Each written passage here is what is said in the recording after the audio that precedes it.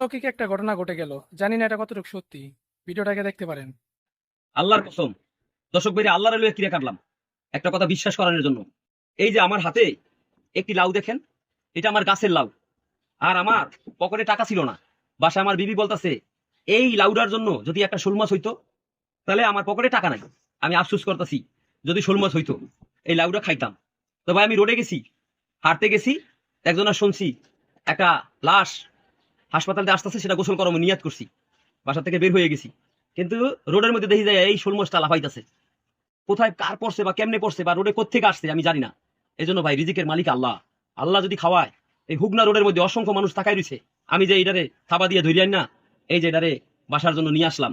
আল্লাহ আমার মালিক এভাবেই রিজিক দেয়।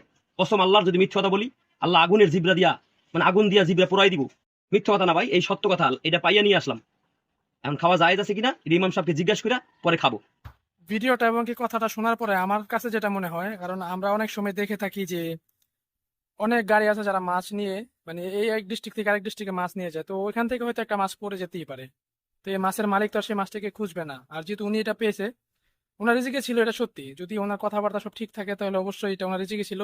কারণ রিজিক দেওয়ার মালিক কিন্তু আল্লাহ তাআলা। তো ভাই আপনি নিঃসন্দেহে খেতে পারেন। আমার জানা মতে আমি বলতে পারি।